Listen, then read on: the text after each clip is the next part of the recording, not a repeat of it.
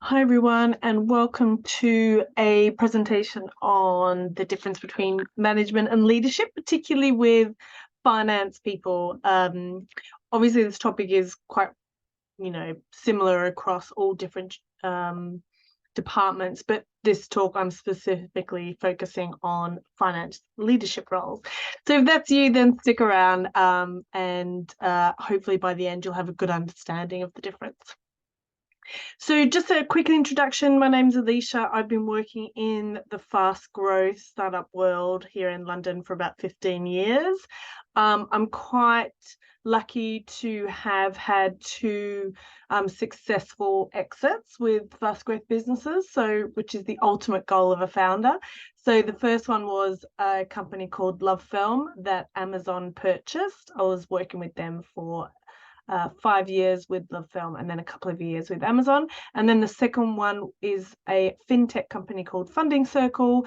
And I worked with them for about 6 years, and we did a London Stock Exchange IPO, a successful one, and that's now trading on the LSE. And after those two experiences, I wanted to go back to work for much smaller business startups because I like that early stage because things move really quickly.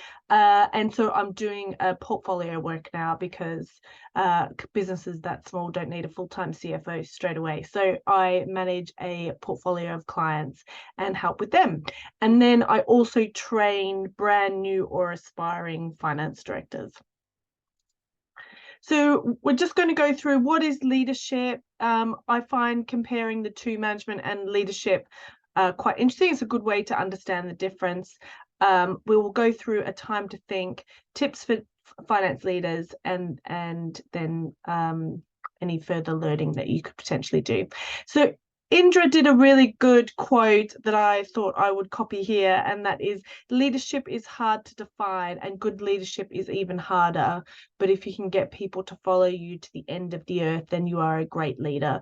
And I thought this was a really succinct way of explaining what leadership is, and particularly the first part, because there are so many different leadership types, and sometimes you could even swing between the two different types of leadership, and so it is therefore hard to define, but the end goal is that you want followers. Essentially, you want to be able to influence people to do what you want or what's good for the business.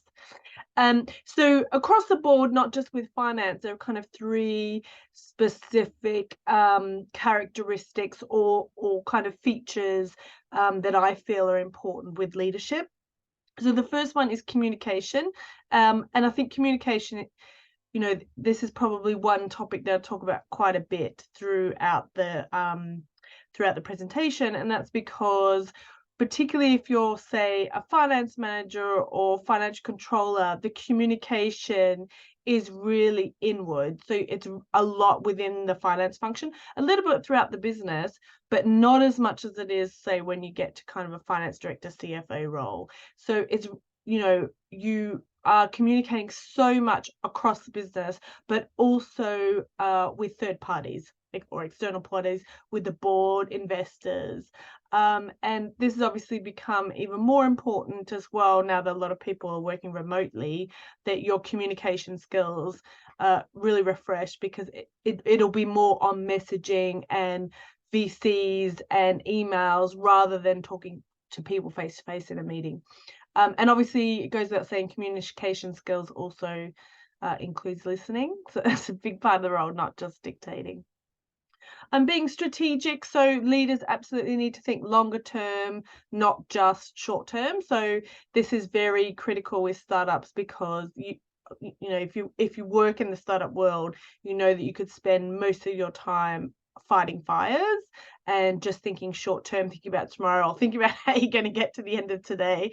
But actually, when you're in a leadership role, to be brutal, you're not doing your job very well if you're just thinking about the short term. You absolutely have to think about longer term. But because things can change really quickly, you have to be quite flexible as well. And mitigation is quite key here when you're thinking about the risks.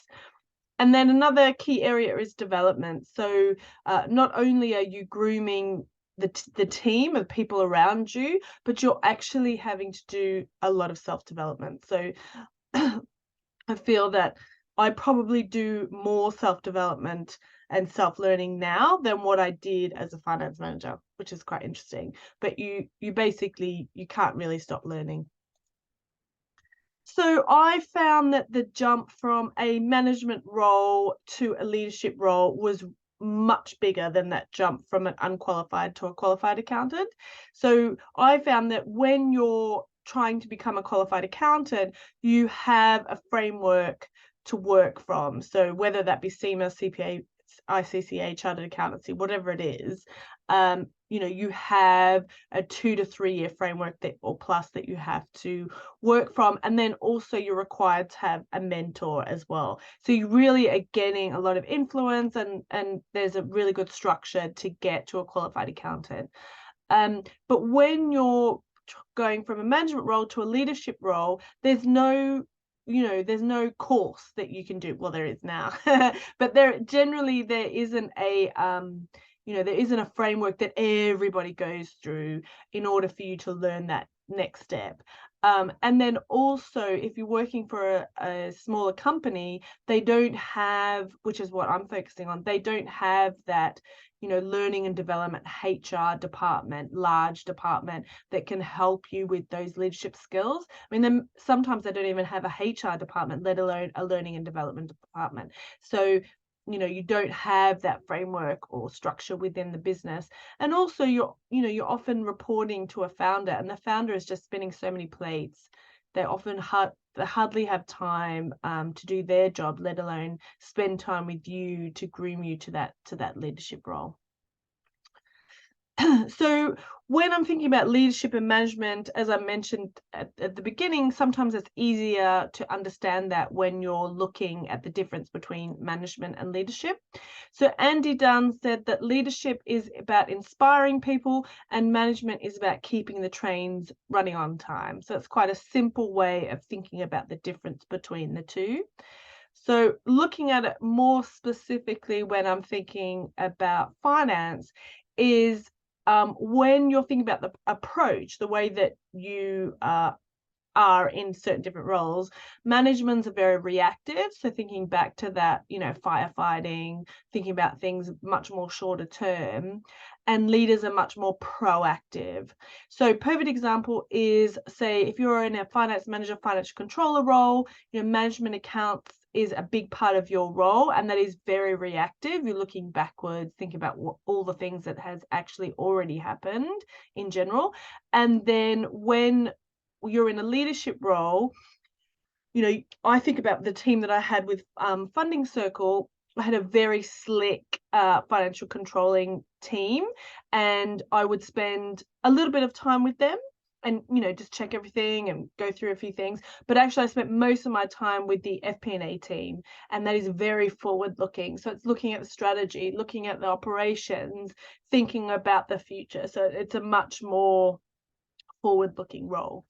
The activities, so managers plan the activities, leaders set the direction. So managers really own the transactions quite literally in a finance role. It's like the day-to-day transactions that happen in a general ledger, that is very much the manager's domain. Whereas a leader, if they're thinking about board reporting and they're thinking about, I'd really like to change this here or improve it, then a leaders are the one that would set that transformation, and then the managers would execute that. And then thinking about the people, so often in a leadership role, particularly in a fast growth startup position, a leader would do both. They would direct the employees and motivate and inspire people around the business. Larger companies, obviously, it would be a little bit less so of an overlap. But indirect control, I've touched on here, but I'll go through that in more detail shortly. So thinking about the leadership qualities that are really important, and again, focusing on an accounting role. So collaborations, you're very much working with other departments and with third parties rather than just giving some instructions. So Perfect example is, in a finance manager role, yes, you're working with people outside the department, but usually it's saying, can I please have an invoice? Is this invoice been approved? Can you please approve, the employee expenses? Can you tell me when your new starter is starting? So it's very much like getting information or giving instructions. And so there isn't kind of that collaboration that you would have in a leadership role.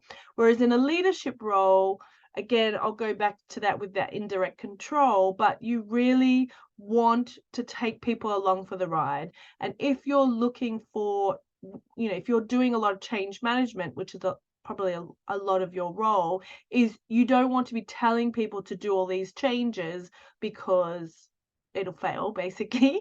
Instead, you want to work with other people so that you can do that change together. And so, persuasion's obviously a part of that role, but it is very much working together rather than just giving instructions. Communications. So again, I touched on this earlier. It is absolutely imperative that your communication skills are uplifted. So if you're an introvert, that's fine. I mean, there's many different methods of communication, but you just need to make sure that communication is clear, it's concise, it's timely, and it also doesn't use accounting speak. So ensuring that when you're speaking to people outside the finance function, you're not using accounting jargon and it's very easy and it isn't condescending. Part of that communication and collaboration part is when I used to work for Funding Circle, I used to, if I had a Friday that wasn't crazy, I would do a walk around and I would walk around to the heads of each department and just have a little chit chat. And generally it was just trying to understand what's happening within their function. It would help with setting strategy. It would help with commentary when we're reporting what's happened. But it also helped me understand the challenges that they're having and whether that's something that we can help with. Analytical, so this is the area that the finance function can really add value. There is so much data that is sitting within the finance team and they should really access that and utilize it. So it's really shining a light on what's working and what isn't working. And this is also an area that can really be used within the management accounts in a real positive way that can demonstrate what you can do, basically, rather than just having, 3 financial statements that no one really reads. Translation, so I did kind of touch on this already. So accounting, talking to non-accountants. So it doesn't matter whether it's a board or a C-suite. Often in the board, you'd have 1, maybe 2 people that are really financially literate, and the rest aren't, depending on what sector you're in. Potentially, if you're in the retail sector, it might be like that. But if you're in the fintech sector, potentially not, but just ensuring that you're translating what's really happening. But not only from accounting talk, but also when you're looking at a P&L, if there's a big movement or peaks and troughs or missing budget, you have to understand why that's happening. So it's translating those numbers into commercial understanding. Problem solving. So, in a management role, you potentially would really focus on your own department, your own team, what problems are you having within the finance function, and you try to resolve that. But when you're in a leadership role, you're actually thinking about the entire business. So, obviously not the nitty gritty because that's not your job. Somebody will understand the finite details of operations better than you, but it's having that high level overview. So one thing that finance has that other departments don't is because they're a support function to have a good overview of the entire business, whereas most departments, they would just really focus within their own department. And so this is like, really valuable insight because you can see how one move in one area would affect the other area. And that's kind of an insight that you can really add to when thinking about solving problems. And then ethical, it should go without saying, but it's always worthwhile keeping here. Ethics is a big part of your training when you're becoming a qualified accountant, and it's always worthwhile keeping that ethical hat throughout your entire career. So this is all great. These are all lovely things to be able to do. But if you work in a fast growth or a startup business, you absolutely know that finding the time to do all these things sometimes can be virtually impossible. So this is something that I still do today. I've been doing for about 10 years. I will probably do this for the rest of my life. And that is because you having that time to plan and do those kind of leadership things essentially. If you're spending, as I mentioned, spending the whole time fighting fires, you just don't have the time to do that. So what I do, so if you're watching this, if you're still watching this, I want you to quickly flick onto your calendar and I want you to scroll to the end of the next month. And in that, find a day that's like your least crazy day, which is often a Friday, but not always. And then book in half a day. Sometimes Thursdays are good as well. So book in half a day and make this a repeating entry in your calendar. So every single month, you know that you're going to have a half day. And being an accountant, the end of the month is usually better because you don't have to deal with the management accounts. And then book this in as if it's training or a holiday or an exhibition, whatever it can be that you know that people won't bother you, won't try and put, if they can read your calendar, you want to make sure that people don't put meetings on top of it. So if you say, I've got training for half a day, nobody will touch that. It's like sacred space, put that in. If people don't touch holidays, put that in, whatever works. And then stick to it. And then that half a day every single month is your planning time. So other kind of tips I've got is just further planning, control, output, and problems. So with planning, this is, if you're in a leadership role or you're new into a leadership role, you've got your half day, what do you do with it? So there's lots of kind of planning that you can do that are very business specific, but areas that I like to think about it, that longer term is thinking about, potentially not, I'm currently filming this at the end of 2022. So we're, deep into kind of a recession and businesses aren't growing as fast as what they would like, but fast growth businesses are still growing. So perhaps not 2 to 3 times year on year, but maybe in a year or two, it will be that kind of speed again. And if you are having that kind of speed, or if you are preparing for that kind of speed or growth, then think about your finance function and think about the team and think about how much volume they're dealing with today. And if the business was 2 or 3 times bigger than what it was today, would your finance team be able to deal with that kind of volume? And if not, think about what the finance function should look like when the business is 2 to 3 times the size. The same can be done for finance processes. And this is particularly important, much more important now because you can automate so much. So if the company was twice the size, looking at the processes, would they be able to handle that kind of volume? And I know with like startup fast growth, things are changing all the time. Say, for example, a new product, landed within 4 weeks. In order to deal with the revenue, you having to do a heap of Excel spreadsheets that was just kind of put in quickly to deal with it. Now, is that going to work for the rest of the life of this product? Or if it was twice the size, probably not. So it's looking at all of the processes that your team deals with and work out how those processes can be improved, but more importantly, how can they be automated? And then the same thing can kind of be done, but just around the business. So looking around the business, if the company was twice the size, what would become a massive issue? And sometimes it can be even more than that. I remember working for a food company, a subscription food company, at the end of 2019, 2020, and of course COVID hit, and they doubled in size within 1 month. And operationally, they really, it was a massive problem. Now you can't count on that kind of thing happening again, but it's thinking about if the business was twice the size, perhaps over a longer period, 6 months time, 12 months time, what needs to change in order to deal with that volume, and just work out whether you have that infrastructure to deal with it. So control. So I had a great like business coach, probably about 10 years ago as well. And I had like so many things going through in my mind, and I was constantly worried about lots of different things. And this coach asked me to write down everything that's going through my brain, like just have a massive brain dump onto a piece of paper. And then I had to classify them into 3 buckets: no control, full control, indirect control. So everything I have no control of, I cross them off the list, just get them out of my head. The things that have full control was the first priority, because they're the things that fall on you. You have ownership and your responsibility for them. So work out what needs to be completed and make sure you hit that deadline.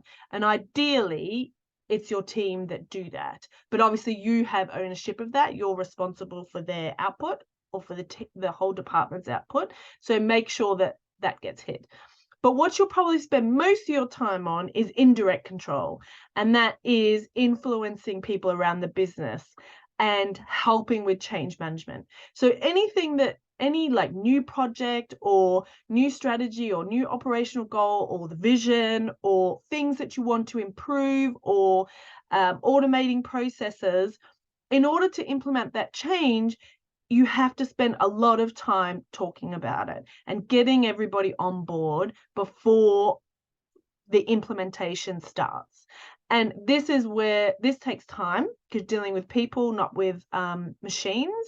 And so it's working with the business, back to that collaboration, communication.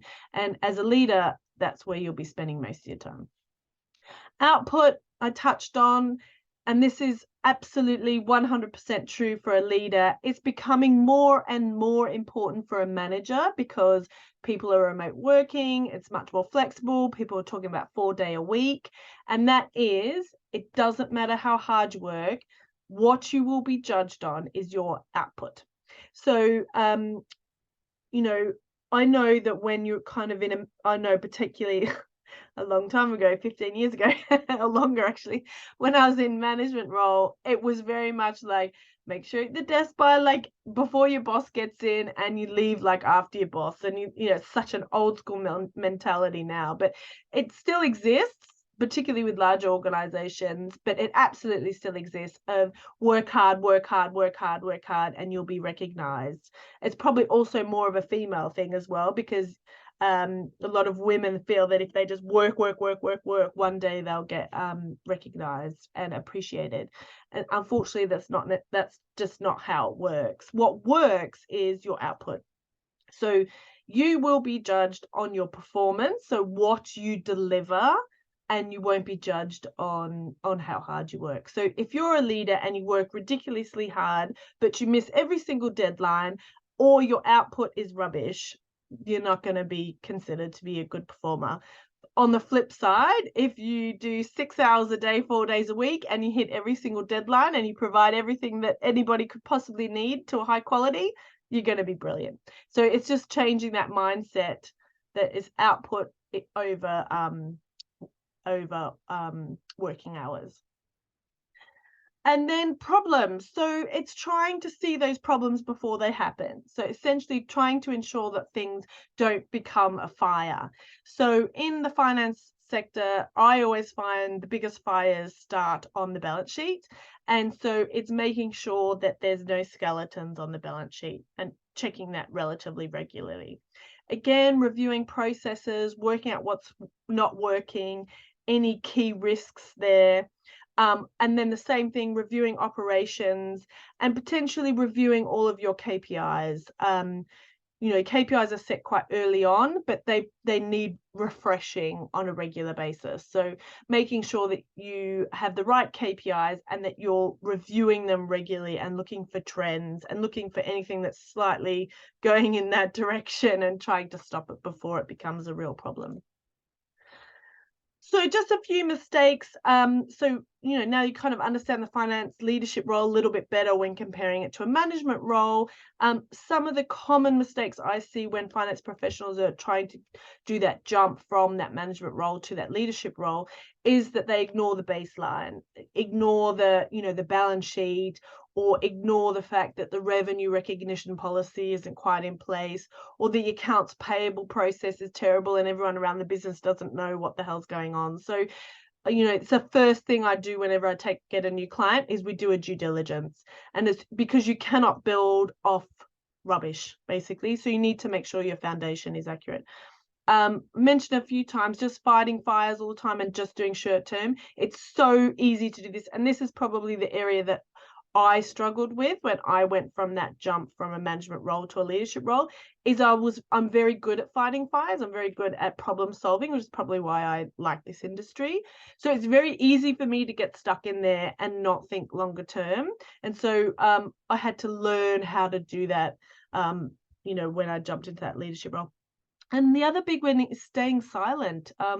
If you're in leadership meetings all the time and the only time you really speak up is if they're talking about specific finance things, or it's just when you're doing the monthly management account presentation and that's it.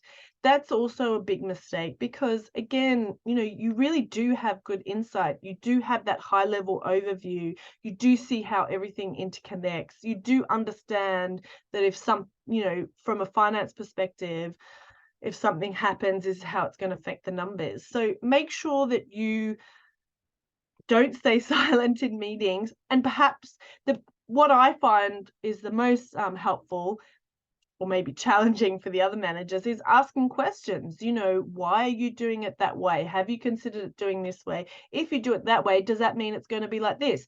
Will that work when the company's twice the size? So challenging the business to make sure that trying to give that different perspective. And so with all of these mistakes, I have developed a program that kind of will help people avoid making these mistakes and do that transition from that management role to that leadership role. I know so many experienced finance directors, including myself, that really struggled in that first 1 to 2 years in a finance director CFO role, particularly if you're reporting straight into a founder, because everybody relies on you so heavily and there are so many fires that you need to sort out, and you often are doing the financial controller role as well, and so time is limited. But if you don't take on those leadership tasks almost, then you will find quite quickly that there's going to be more fires to deal with. So the course that I built is kind of gives you actually that task list. What should you be looking at in order to be good at your role? So yeah, so that's kind of the presentation of management to leadership role. I have presented this a couple of times in free workshops, and I thought I would do this again and upload this onto YouTube. So if you have any questions at all, feel free to check out the website. I'll have a link below as well, and don't hesitate to contact us, and hopefully we'll be able to answer your questions. Thanks everyone for watching.